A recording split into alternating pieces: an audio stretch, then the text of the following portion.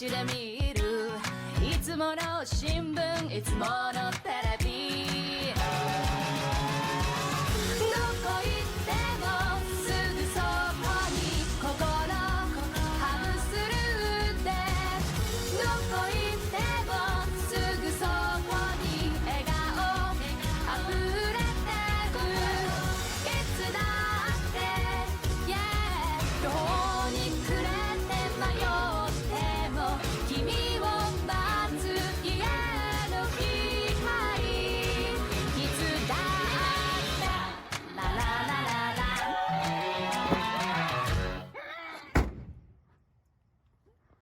Welcome back to another episode of the GameNight Podcast. As always, my name is Tyler, or Geek, and I am, of course, joined by some of my lovely, lovely co-hosts today.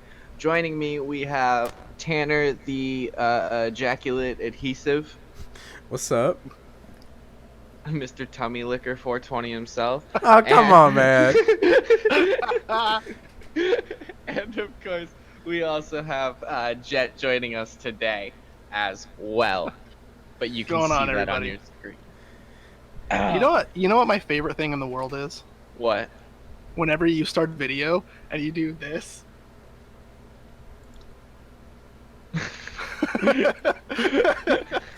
I feel called out. That's like the highlight of every recording session for me. Huh. Alright. Okay. Well, That wasn't on the script. I don't know. there's not a script. We just have some notes. Let's be honest to our audience. No, don't let them fool you. Everything we say is 100% scripted out. Even this right now is on it. It's right in front of me. I see it. It's true. We're writing and comedic geniuses. That's why our timing is so perfect. It's truly incredible. Every laugh, every background noise, all scripted.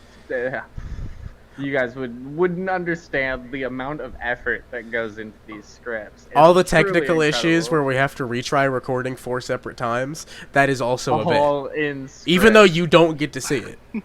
It's all it That's for adds- us. That's immersion yeah. for us. adds to the whole experience. A method Those are acting. We're all characters. Those are deleted scenes that are going to be on the DVD extras. Yeah, I was like, just wait till we get our fucking Netflix show. Hi, I'm Benny California, the actor that plays Tanner on the GameNight Podcast. Hi, I'm Tupac Shakur. I'm Tyler. Oh, So that's where he's been all these years. Well, since you fucking no sandbagged me, relation. since you fucking sandbagged me at the beginning, I guess I gotta have to explain what you called me tummy licker. Recently, You lick tummies. I called you Tummy Licker 420. Thank you very much. okay, well, recently Sea of Thieves went on sale, and we all decided to pick it up. May have some videos or something coming out with that soon, and had to log into my Xbox account to buy it on PC, and I realized that my old Xbox name is just as I left it, Tummy Licker 420. And I just don't give a fuck about any of the usernames I give to anything. If I can remember what it is, I really don't care, just because I never had to make any sort of online presence for myself until we started the podcast. I haven't had to worry about actually fucking having a recognizable brand. I just have different names on everything, and who cares? And they're pretty wild names everywhere, to be fair. Oh, yeah. Anytime we get a new game or go to play a new game, Tanner's like, "Oh yeah, I played that. Let me see if I can find my old account." And then he logs in 3 minutes later with Male anus rock hard testicle destroyer, 364. uterus swallower 39. Let's see. On Ubisoft, I'm Epic Obama Cum. On Steam, I'm Foreskin Stealer. On PSN, I'm Sticky Cum. And on Xbox, I'm Tummy Licker 420. Which is both the calmest and most disturbing. Yeah, it's like the thing that's technically PG, but you still don't want your kids to watch it. Oh, it's You know what I mean? The fact that it's PG and grouped in with everything else, it's just like, why is that so bad? Like I don't know, it's Those are confusing malicious to me. tummy licks. Yeah, I don't know why that upsets me, but it does. It does. How does one maliciously lick a tummy? You know exactly how. 420 times while they're chained up, I would assume. With Jesus. the worst kind of awkward eye contact possible. And you haven't drinking water in like 3 days, so your tongue's just like sandpaper. Oh my god. You know what's really malicious? When as they're licking up the tummy, they go around the belly button Oh my god. and then continue up. And then spit in the belly button. Oh. And this is the part in the podcast where people stop listening unless we change topics. So You don't think people like you don't think people like spit in belly buttons? Haven't you seen Cum Crater? Oh yeah, the With new fucking Fortnite location? the polar cap that they found on Mars. Yeah, Cum Crater. Yeah, I love the cum crater. I made a tweet about it. I said that fucking they found Dr. Manhattan's spooge on Mars. Fucking 2020 is still wild. 2020 just gets crazier every day. Like, literally, Dr. Manhattan himself could show up in the middle of New York tomorrow and just let Ozymandias let the entire city blow up, and I wouldn't be shocked. Like, things have gotten that wild. Yeah, no, I'd say that wouldn't be too far of a stretch if we just saw like some crazy thing happen, just out of nowhere.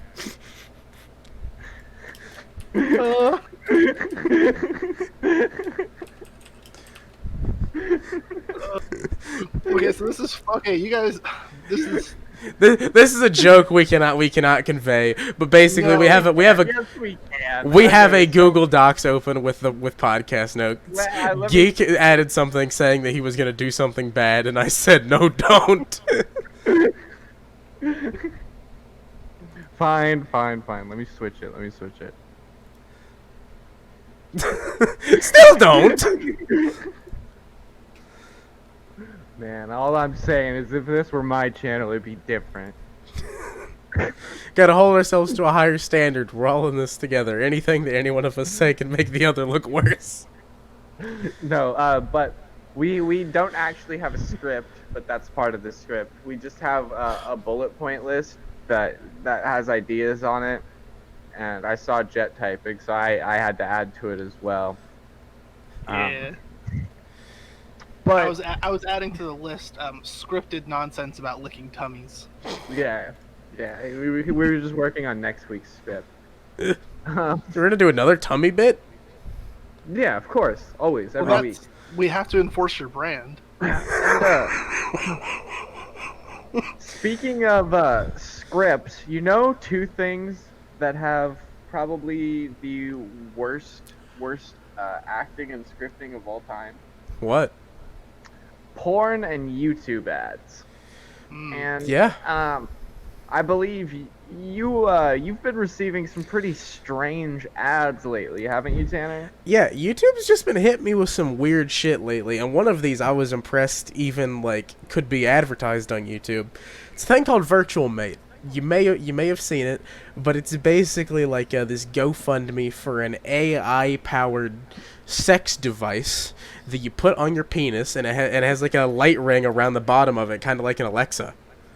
And like it connects to like a VR game / just like a normal game that will work on like your computer and your phone and whatever, and you can like simulate both a relationship and sex with basically any person, real or fictional, according to the promotional material. See, I feel like that's not so much a weird ad as it is just well targeted. Oh, fuck. Look, man, I'm not gonna buy the fucking sexy Alexa, alright? I'm not gonna fucking... I would. If I Where wasn't were so you afraid of when getting you my bought dick sexy shocked off, I Alexa? totally would. Like, it seems like a scary thing to me. It makes me Hi, uncomfortable. it's a tube you put your dick in. Okay, but it's not like a fleshlight, which is literally just that. It is controlled by AI and has motors in it. It is supposed to replicate a realistic, Okay, so pleasure it's hole. a better fleshlight.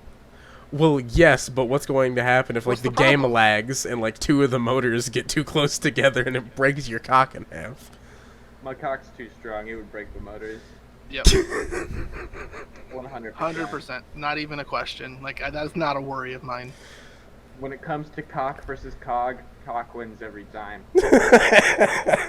Or at least it should. And if it doesn't, you have not been doing your cock push-ups like Yeah. you should.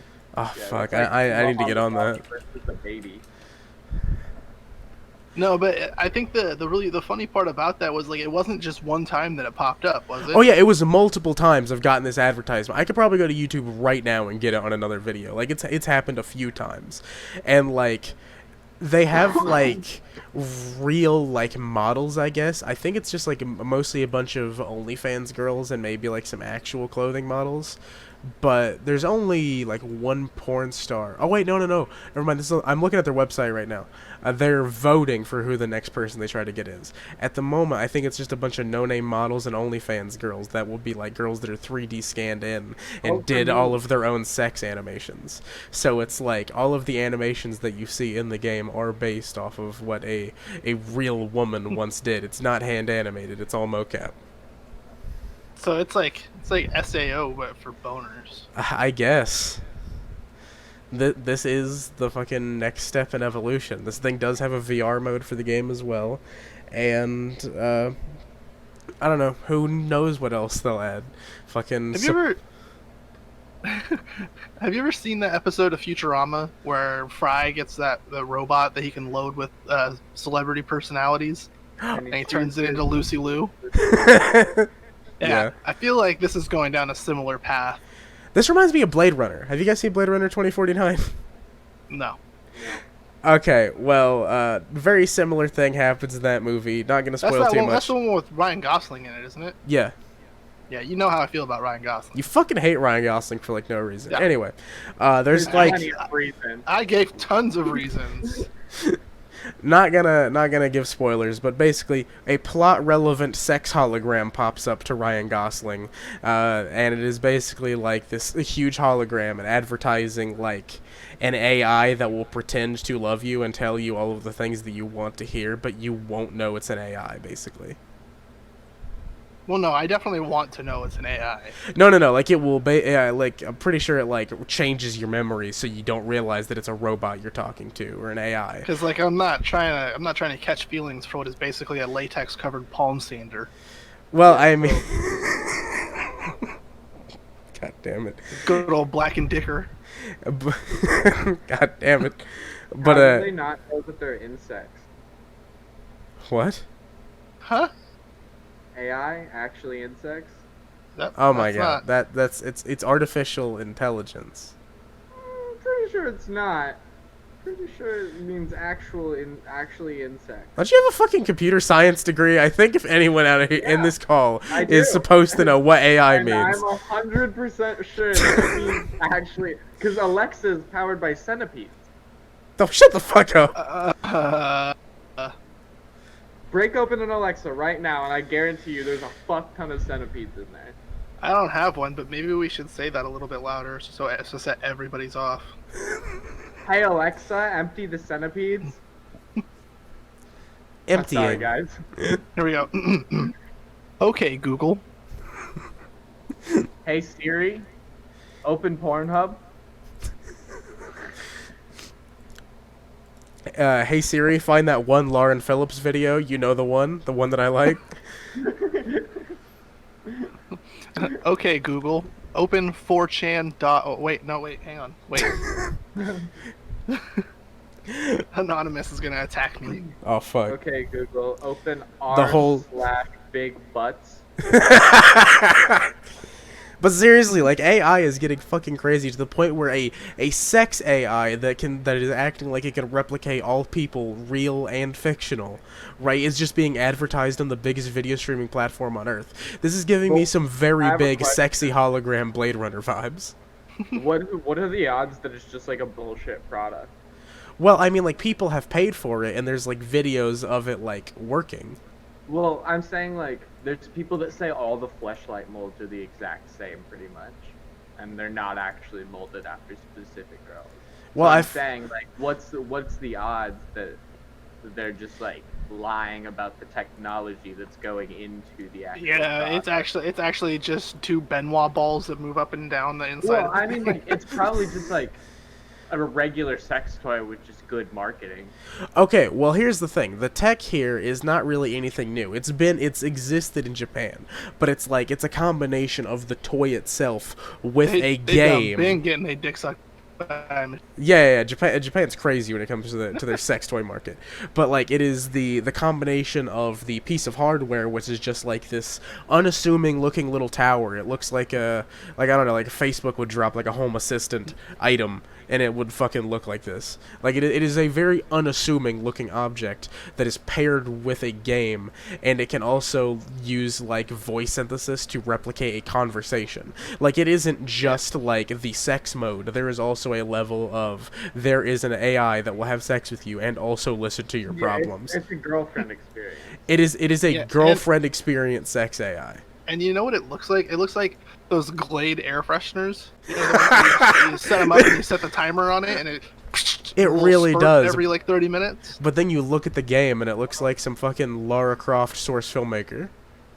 I Yeah. can't bring it over to the camera because it'll unplug. I have one of those by my PC. Yeah, it's exactly what it looks like, except in this case, you every 30 minutes and not. I mean, my Glade air freshener already makes me every 30 minutes. To be honest, that shit, the apple cinnamon every couple Slaps. Slaps. Top of my pants every single time, bro. But basically, like, the thing connects to your computer via Bluetooth, and it has, like, sensors and microphones to, like, hear what you're saying as well as detect your movements. And, like, the motors inside, you know, respond to your actions. And, yeah, it's... Yeah, like the game reacts to how quickly and how deeply you thrust, and if Yes. that's not an awkward sentence, I don't know what is. And if you come early, you get shamed for it. Oh, no. The computer parent, like, really? Again? I didn't even think about that. That better not happen. Just pats you on the dick. It's okay. It's all right. No, I we'll want get him next time, Tiger. Shameful. Right? I'm sure there's a DLC for that. She just pulls out a vibrator and just Oh. off. And you can't leave till she finishes. You have to sit there and watch it. The game won't close. But then by the end of it, you're hard again. And she's like, I'm not in the mood. Yeah, she just shuts off. Yeah. She rolls over and goes to sleep. Yeah, and she moans someone else's name while just flicking the bean. Tummy liquor 420. Shut up.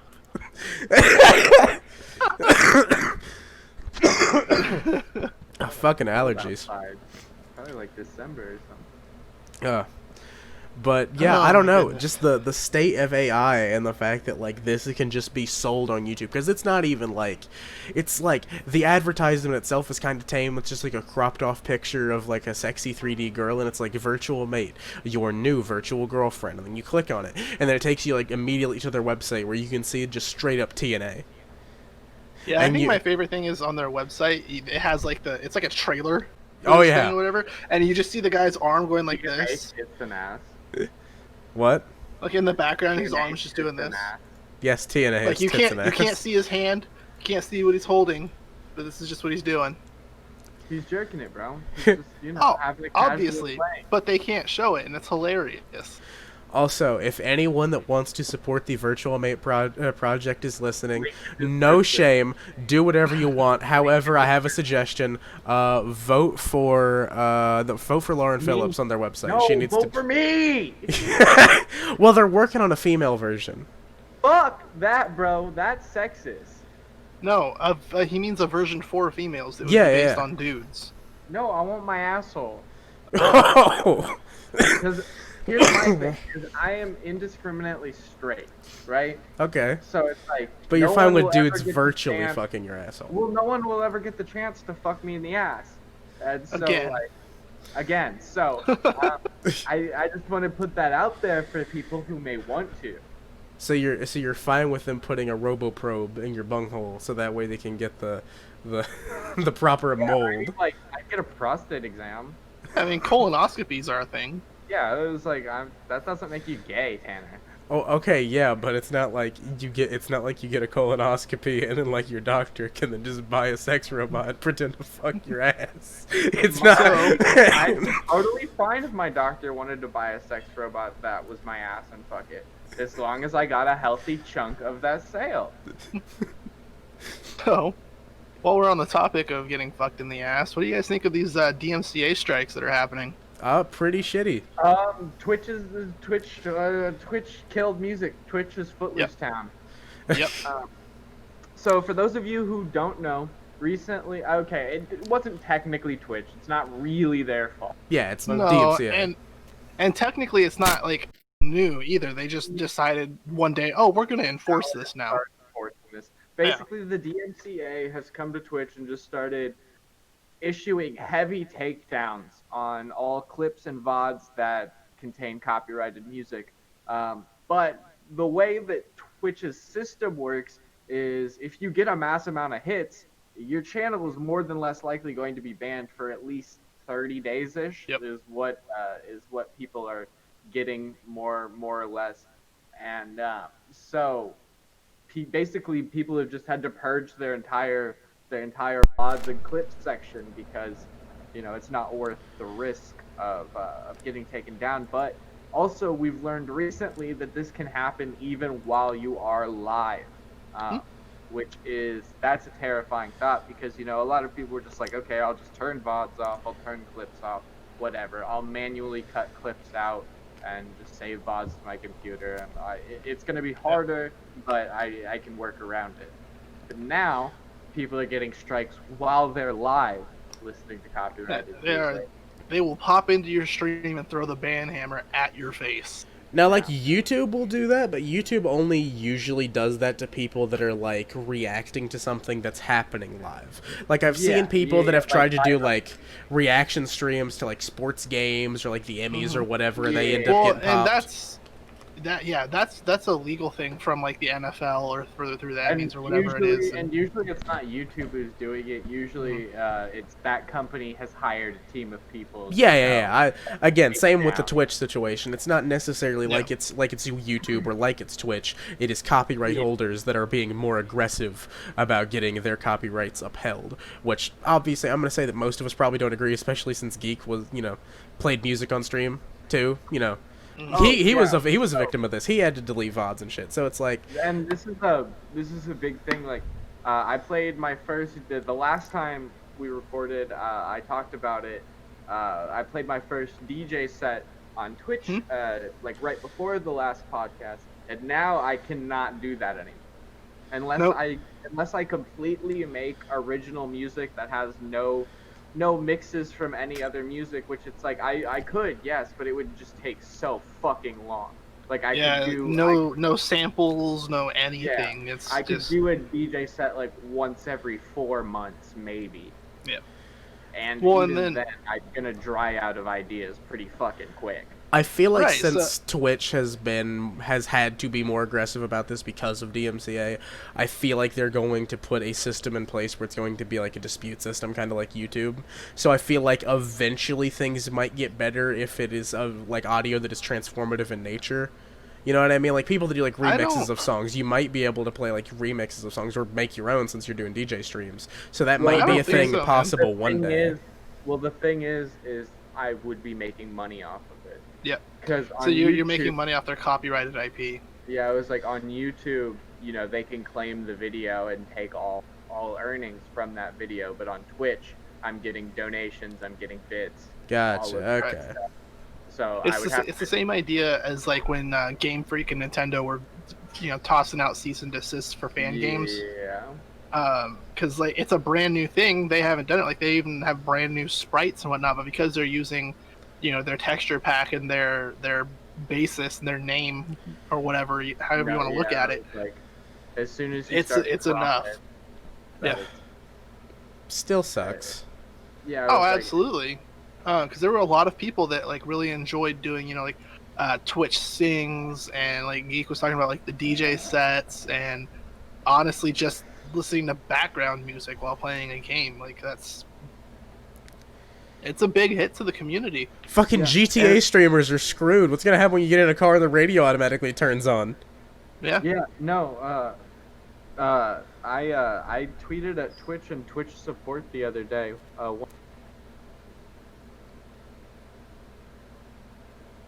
He's dying. Oh. Oh no. No, that's a really good point though. Like GTA streamers are screwed because you can't control that. I mean, you could go into the menu and turn all the music off, I guess. Well, But- YouTube had a problem with that before they had to like they rearranged like how YouTube gaming and shit works within their TOS, and that they said that they would try not to hit people for songs that played like during games. So music during gameplay videos on YouTube, at least since then, has been mostly fine, but that is also like an after effect of the era when YouTube was when Nintendo was even taking down like gameplay videos. Like I remember when people were trying to play like the whatever Mario Party had recently came out at the time, Yeah. and people were getting popped when it's like it's literally just gameplay of Well, a yeah, game. it's like so a long time ago, when I was doing just YouTube stuff, I was doing a playthrough of Jedi Knight Jedi Academy, Uh-huh. and I got my first ever strike. I got a copyright strike from Disney because of the music, and I'm like, it's in the game. Like, what do you want me to do? Okay, that one specifically pisses me off because that game was made even before Disney fucking owned Yeah. Star Wars. Yeah. And the messed up thing about it was like it wasn't like just like sent out by like it says Disney's copyright strike. No, it was some Chinese company that was representing Disney. So like Disney hired them to have their bots go out and find snippets of Star Wars music and then issue strikes. That's so fucking lame. Yeah. But eventually and- things did get better on YouTube. I'm hoping things will eventually get better on Twitch. Well, I don't know if DJ it's sets a- may ever return, but like I in-game don't music, in-game music Well, might still be fine. The issue I think we're going to find is Twitch is going to completely have to overhaul their strike system Mhm. until this does get sorted out. Because if in-game music does trigger it, then people can get their Twitch accounts banned for playing a game that they just didn't know had in-game music. You pretty much, at this point, you have to have a complete knowledge of the music in the game you're going to play, or you have to mute it. Yep. And it's like, you know, most games will give you a music slider, but if you're playing an older game, they may not have that, so you might have to mute the whole game. And at that point, is the game playable? Does it have sound-based events you have to listen for? Yeah, I feel like at that point, like the most effective thing that Twitch minute, because you have to set up what game you're playing or what you're doing or whatever, right? So like if when you selected the game out of that list, if they were like, hey, this has copyrighted music in it, don't play this. Yeah, that'd be great for the time being, at least. Like it's a temporary fix. I mean, it's really gonna mess with stats as far as rankings for what game is popular. Yeah, I mean, it's gonna kill these a lot of retro game streamers and stuff Mhm. like that, which really sucks. I think, Twitch Sings is dead. Well, Absolutely. I think people that are playing retro games might be fine because like a lot of retro gaming music, if it's not available to buy on a soundtrack, most copyright holders aren't too aggressive about it. That's why you can find a lot of video game OSTs available on YouTube, but games that use real life songs. Like if you play any of the GTA games on Twitch right now, you're probably fucked. Yeah, I know a lot of games, in the early 2000s, in the PS2 era. Yeah. A lot of them just licensed out music to use. Mm-hmm. And, Well, they and could the timing is really interesting because Tony Hawk Pro Skater 1 and 2 Remastered is about to come out, and the soundtracks for those games were a huge part of the experience. Oh fuck, you're right. Yeah. Yep. So anybody who had the hopes of streaming that game, And I mean, it'll have a music slider for sure. And yeah, but that's one of the It reasons you play those games. kills the experience. Tony Hawk Yeah. Pro Skater 5 barely had a game. You think that a remaster of the older games is gonna have any functioning settings? My hopes aren't super high. I imagine. I think they will. music slider, yeah. Well, they know that it's going to be big. They have to know that. But I mean, thinking back on my childhood, the Tony Hawk games were what introduced me to a lot of different alternative and punk bands and stuff same. like that. It You know, was gonna be a new wave music introduction for a lot of people. Yeah, because I mean, when you have bands on the track list like Goldfinger and Anthrax and Rise Against, and Some there's so 41. many other And, some yeah. 41. Like, there's so many huge band names on there, and now all you're gonna be able to listen to is the sound of a skateboard popping on the concrete, and like Yeah, that. copyright-free ukulele. My first Right. knowledge of ever listening to a Johnny Cash song was in one of the Tony Hawk games. Because in one of them, there was a stage that like is supposed to be like hell, and it has "Ring of Fire" by Johnny Cash that plays sometimes in hell. I distinctly remember Remember that that from my at all? childhood. Do you But- remember which Tony Hawk game it was?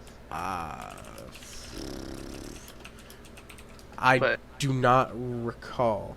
Tony Hawk's Underground 2. Oh, I played the hell out of that game, and I don't remember that. Yeah, I was like, I don't remember it, but Actually, I think I played more American Wasteland than I did Underground 2. American Right. Wasteland was also good.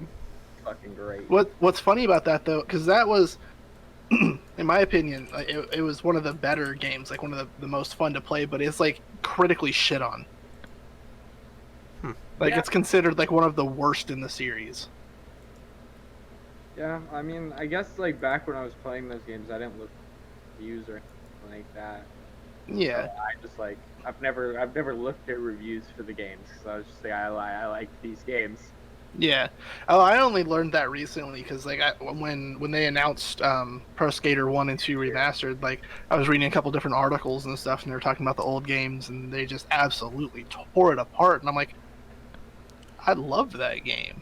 Maybe it was because like when it released, like I was like a freshman or a sophomore in high school, like I was going through my punk phase, and I was like, yeah, I relate to this. You know what I mean? But Underground 2 was the one with the kid in the wheelchair, right? I think I believe so.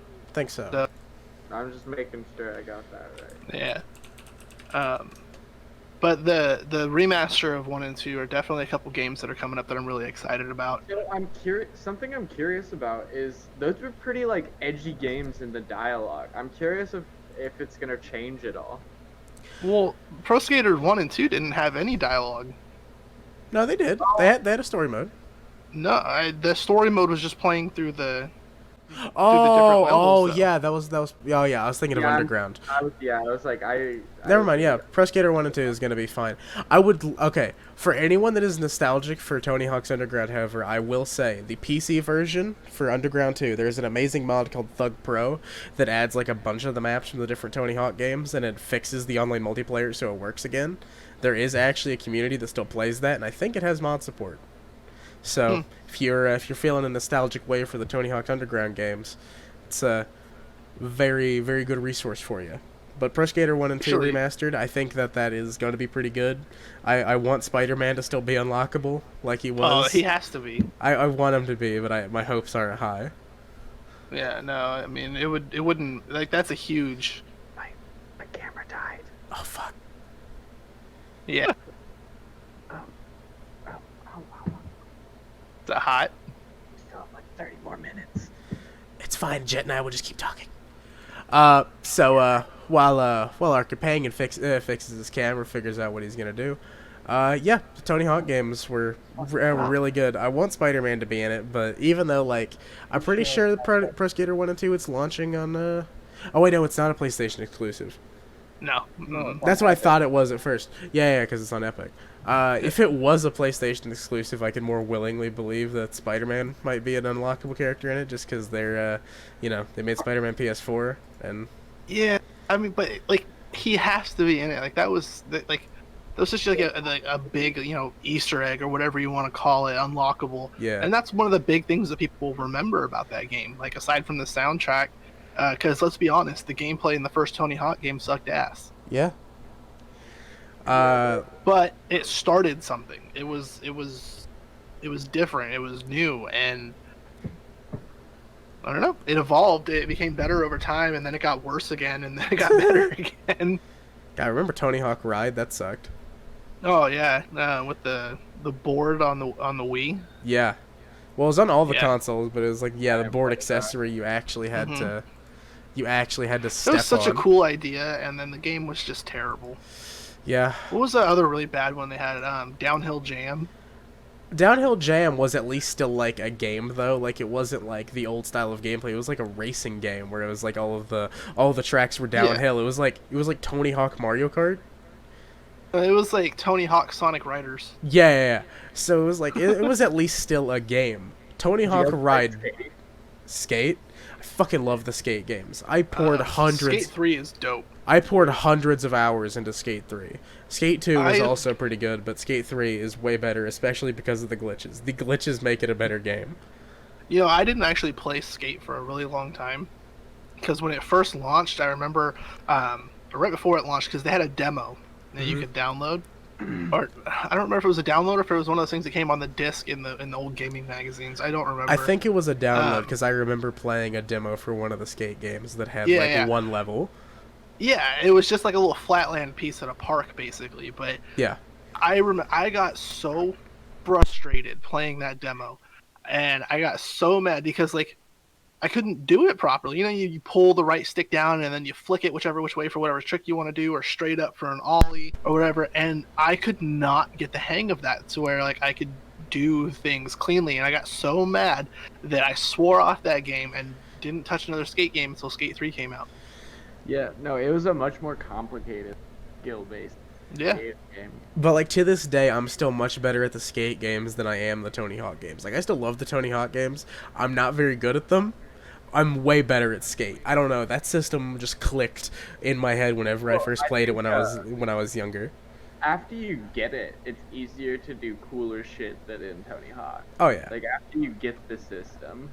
I feel like I don't even know if you can. I feel like you can do cooler things in Tony Hawk, but I feel like the things that you do in Skate are much more satisfying. Oh yeah.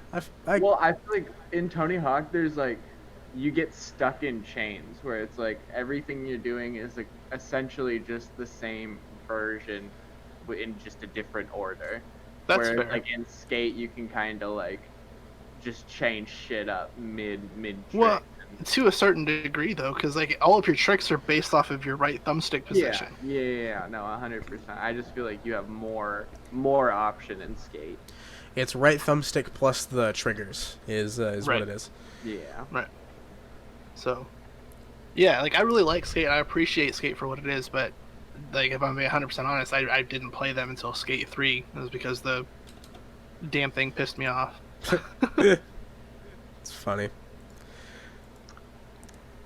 But besides the Tony Hawk remasters, what new games are you guys looking out for? Or just games that you just want to play, even if it's like not something new? Because not a lot has been really announced, especially with a new console generation right around the corner. Basically, one of the only games I can think of that two of the only games I can think of that are like gonna come out semi-soon and also might be good are Cyberpunk 2077 and the new Avengers game. Cyberpunk 2077, if it ever actually comes out. I think that is actually going to come out. After 7 years, I think that they are finally going to release it. The Avengers I game don't also know, got man. stuck in development hell with basically no new information about it for a while. They've got a live stream coming up, though, talking more about the game and showing like more gameplay and like actual co-op gameplay. So I'm hopeful for that, but also still kind of worried. I don't think it's going to be as good as Spider-Man PS4, but got my hopes. I haven't played that actually. So, Super good. there's no game coming out that I'm like in particularly excited for, but Same. Epic has been giving away a fuck ton of really good games recently, Oh yeah. and so I now have access to just a bunch of really good games that I'm excited to play on stream and stuff, and like obviously Spellbreak just added duos today. Valorant's out. Fucking CS:GO just got a really good graphics update, so the game looks just a lot better. Yeah, I don't know. I They're like. just doing that a lot more. There's nothing really that's out right now or that's gonna be coming out soon that's really caught my attention. I know what I want to come out. Here's what I want. All right.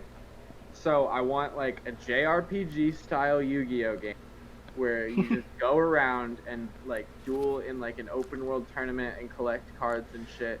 Because every Yu-Gi-Oh game is just like it's it's the equivalent to like a bad fighter game where it's like the story mode is just you doing duel after duel. There's no like actual story to it. Right. It's all just reliving specific duels. Like the old Yu-Gi-Oh games were so good about. Yeah, I was gonna say like Duelist of the Roses like on PS1 was pretty Duelist good. of the Roses was good. All the Tag Force games were pretty good. Yeah, they had a couple of gems, but they're few and far between. Yeah, it was like the World Championship games had some hits, but recently, in recent years, they've just dropped the ball super heavy, and it's like. Was Legacy of the Duelist good? I've heard No. it's good. I mean, That was the one on Game Boy Advance, wasn't it? No, Legacy of the Duelist was the one on. Oh, that was on PlayStation 1. No.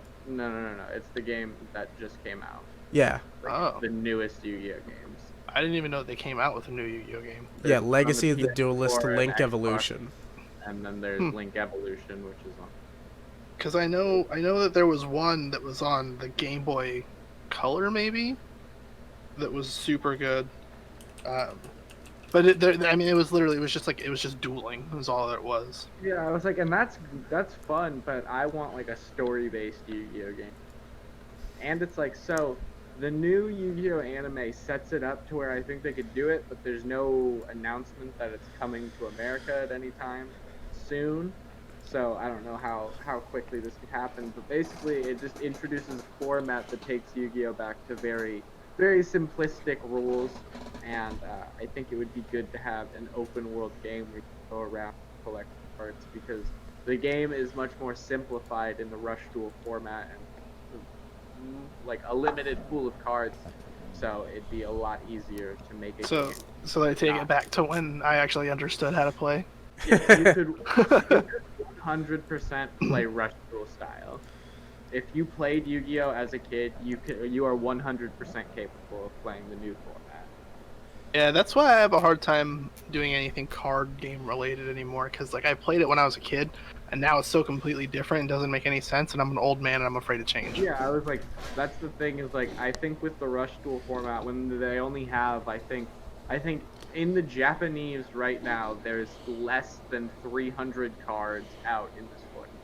Granted, it just started and production's obviously slowed down a lot because just world events, but Yeah. But I mean, like, if they had a game where there was like 500-600 cards and they didn't have to have a pool of 10,000 cards, I think they could have a really fun little RPG that you could sink 25, 40 hours in, like, and just be a good game. And that sounds really, really good, but it also sounds kind of scary because if you have limited, like, if you only have 300 cards, then it's going to be like the first year of Duel Links where everybody sticks to one meta, and if you don't play that meta, you're not going to win. Well, yeah, and I think I would almost say there wouldn't not be like competitive multiplayer. Like I think friend duels and stuff, but I feel like this game would be essentially a story game. Like think of like early gen Pokemon, kind of. So that's the vibe I'm picking up from the way you're describing it. Yeah, It's and like, I mean, like, I don't want this game to come out right now. I think I want the card list to go up a little bit. I'm thinking like 600, 700 cards would be dope. Yeah. I feel like it's one of those things that it could definitely, if it makes a comeback, it could either be really big or it could just be nothing at all. Yeah, and that's the thing, and I don't like that it because the last season of Yu-Gi-Oh was simulcast in Japanese and English, and so everything came out at the same time, like nobody was behind. Whereas like this, we have no announcement that this will ever come to English. Like it probably will eventually, but we have no official announcement that it will, as far as products, as far as the anime. I feel like a lot of that is world events related. I wouldn't worry too much about it. Even before this started, because I mean the show came out a couple months before everything started. I feel like it wouldn't make sense for them not to bring it to the U.S. though. I mean, Duel Links was huge here. It's just, I think they have a format called Speed Duels in America, right? And that's based off of dueling. And basically Rush Duels is an evolved format of that. And so the reason I don't think they want to bring Rush Duels to the US is because the US, Konami, has a fuck ton of speed duel products, and the second they bring Rush Duels into the TCG format, it essentially makes speed duels irrelevant, and so they're being like, we're never going to sell any of these cards. They can't be used in alternate format. That's fair. It's card exclusive. Whereas Japan never really did the speed duel thing. Japan's never been super huge on Duel Links. And so they got the Rush Duel format, and that's been semi-popular, but obviously we haven't been able to do tournaments or anything because of events, and I think the second pack just came out of the series. I'm gonna have to look into it. I mean, it might be something that could be kind of fun to play around with, but I don't really know if I see myself getting into a card game right now. Yeah, It was like, I've never been And again. super big into TCGs, but like I want to collect the cards because I think the art is nice. Like that probably sounds incredibly childish, but like no, I love No. TCG art. That's like one of my favorite things about Magic the Gathering is the art. the Dragon Ball Super card game. Its cards actually have like really good art, and I've only like ever wanted to get those cards just because the art's really good. Sort of same for Dragon Ball Heroes, but I actually like to play Dragon Ball Heroes. But I do actually own one of the Japanese cards for that. Yeah, no, Interesting. I mean, Yu-Gi-Oh is really the only TCG played. I've never really experimented with like Magic or Pokemon. I've Or- played Magic, but never really Or collected cards or Magic anything. used to be really fun. Used to be. 7 or 8 years ago, when I played it, it was really fun. But it's evolved now into this thing like I don't even understand what's happening. Like everything resolves so quickly that you have like a 7 or 8 card instant chain, and I have no idea what the hell is happening or why. Yeah, I've noticed that. I've known some people that have been really into Magic in recent years, and they try to explain like the metas and shit like that. And it's like, yeah, bro, it's fine. Just buy this deck for $400, and you'll never lose a single game. And I'm Yeah, like, that's- Jesus, where's And the that's fun big in thing, that? like, the game is the same. It plays the same. Like I can explain to you how to play it, but the metas are just ridiculous. Oh yeah. And it's one of those games, just like most TCGs, where if you don't play the meta, you won't win. Power creep gets really bad in TCGs because in order to keep relevance, you have to continuously release cards. And for people to want to get the new cards, it either has to be like really well drawn artwork, or it has to be just a really good card. And then you have to add Or like, in the case of Wizards of the Coast, you accidentally release a busted card oh yeah. And and then don't realize it. and you also have to add like arbitrary rarity systems and modify how much a certain card will show up in packs, and it like it's all about creating this false sense of worth to the cards in your game in order to keep relevance. That's the thing, is like, I think companies don't set price for cards, fans do. Oh yeah, they Correct. but they set the rarity of the cards, determine how much effort goes into the production of the art, and also why, decide what effects the card has and how that could potentially change the meta. Yeah, but at the same time, like, and I've seen it in every Whoa. TCG I've ever looked at. There are cards that are like mythic rares that are just garbage. Oh yeah. I think a big part of that also is a lot of the times the developers for the cards don't play the game, and so they don't necessarily understand how busted a card will be until it gets into a hand of a player who is like, this card would go really, really good from this card that was released 7 years ago that is completely irrelevant, but with this, it becomes a powerhouse. And so it's like, especially with Yu-Gi-Oh, because it's like, you have so many people developing cards, and you have people that are developing cards exclusive for the American and exclusive for the Japanese. And it's like, so you just have to kind of wing it. And well, Magic the Gathering, at least, they kind of negate that a little bit because they limit what's legal to play. It has to be within a certain number of series releases or something like that. At least for tournament play. So like you can't match up, a brand new card to a card that came out 5 or And 6 years yeah, ago. it's But like in Pokemon, I believe they have like multiple rarities of the same card. So it's like if you're just looking for a card to play, you can get it in like a rare common. But if you're looking for like the most valuable card version of that card, you can also hunt for that. I don't know. I've always imagined like the developers who are creating these cards, it's just a couple of guys, or women that sit in an office. They don't know anything about the game or the content, and they just pick buzzwords out of a series of hats. I And think they have like a very loose like I think they get like explained the game and kind of like they're like, here's the card type you're working on, here's cards that relate to it, do your research. But I've also heard that card developers and artists are severely underpaid, oh, sure. and so it's like I don't know how much research is worth their time.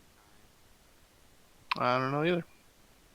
It's not a field of employment I've ever been interested to dive into. Sorry, boys. Right back. We just had a little family emergency. Sister injured herself skateboarding, and I had to pour rubbing alcohol into the wound. Gnarly. All right. She's fine now. What were you guys talking about? We were still talking about card art and stuff. Just talking about card art. Yeah. Same. All right. Make sure I didn't miss too much. Nah. We just discussed the end of the world and why it's going to be exactly 43 days. Jesus. Mm-hmm. We also told them why, but it was such an exhaustive list that I don't really feel like going into it again. CBA. Yeah. So, before we wrap this one up, I think there was one big topic that we kind of wanted to touch on a bit, and that was something that's going to be coming up.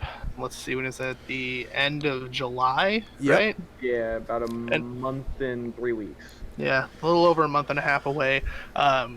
We're actually going to be having what we're going to be calling our first annual company retreat. So the Game Night team, we're all going to be meeting up. This will be the first time that we've had all six of us together in one place, like one geographical location for any length of time. So it'll be really fun. I think we're hitting Seattle this time around. Yeah. Correct. So that'll be really fun. I feel like a lot of the team has never been to Seattle. Never have, no. Nope. So that'll be really fun. We're going to be out there for a couple of days. We have a lot of content planned. Yeah. You better get your fucking asses ready. Yeah. Because I'm not joking when I say a lot. And the big thing about it, the thing that I'm excited is that it as much as I love doing these podcasts, it's not just podcasts. Like it's this huge variety of different types of content. Big plans for the channel. Yep. And even before the trip, we also have some other cool video ideas that are in the works right now that will be coming to the channel that I think you guys will be a very big fan of. Absolutely. I'm excited to work on stuff, Editing a big project, kinda right now. At least one that I care about coming soon. Yeah, I think we're all really excited for it. Oh, I'm very hyped for it. I'm also excited for Tanner to take like a creator role. Yeah. Right. Like, I think that'll be cool. I think that'll be cool to see him in that. Don't want to spoil too much, but if you're okay my favorite with thing about it is I'm not just excited like from a business aspect. Like I'm excited from a viewer's point of view. Same. Like I am excited to watch this video that's going to be coming out. I'm excited to watch all of the content that we're going to be doing, and I don't know, it's going to be a good summer. Yeah. I think so. Definitely all of August and all of September you guys will have content. You guys will have Absolutely content. And we got a really nice set to record podcasts together while we're there. Yep. And I think you guys will be very happy with the production of it all and everything like that. So and we're working on getting some guest spots for the podcast. We got a couple of things in line. One of them I think and we'll talk about this later, but I wanna put one of these guest spots kind of off until the retreat, because I feel like it'd be really fun to do with all of us in one location to record that particular one. I know this is all very mysterious and spoilery for you guys, but It gets the always people look excited. at They it. like the Well, it's mystery. like, I think it's like, especially when we start uploading this content, we're going to have people that it's like, we're going to have people that are like just generally fans of the channel and watch everything, and then we're probably going to have people that only watch the IRL content. And so it's like, this is the podcast will always be a little look into what's to come for you guys. It's like, if you watch the podcast, you know, it's an hour, you're gonna get a little bit of hint on what's to come, and that's Yep. like this is the benefit of watching the podcast. You get to get excited for what's coming up. Also, check out our Twitters. I'm always tweeting ambiguous shit about things that I'm interested in. that's true. I'm Always remember to check out the socials down below, buddy.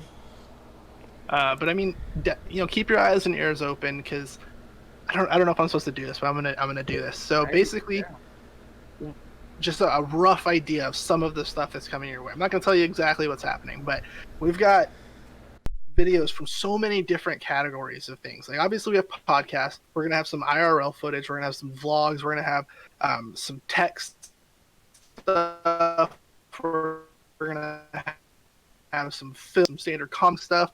Anything you can think of, like Game Night's gonna touch on it. Like, it's gonna be there. We're gonna have content, Yeah, and it's exciting. Boys to all play professional CS:GO with me.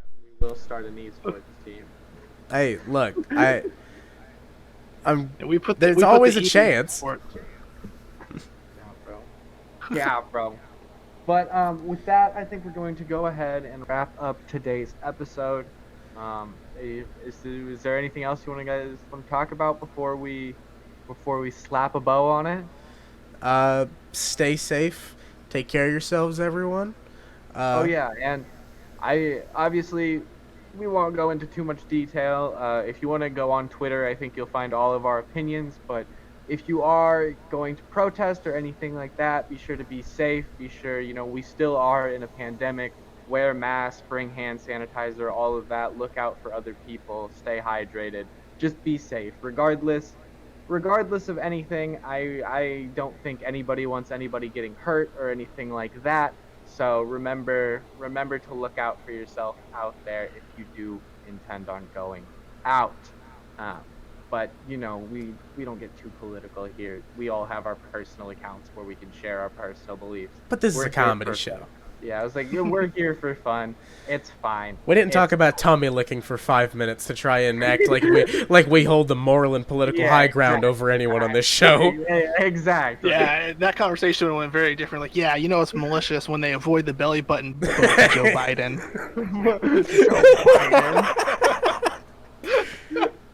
But we're gonna go ahead and wrap up today. Thank you guys again so very much for watching. Thank you again to Rogue Energy. Be sure to use code GameNight for 10% off any of their products. And if you haven't already, we really appreciate if you subscribe and like the video. Those help a lot to know the content that you guys enjoy. And hit that bell if you want to see all this really good shit coming up. But with all that being said, I'm going to get out of here. Have a good rest of your day, guys, and do something you love with it. Bye bye.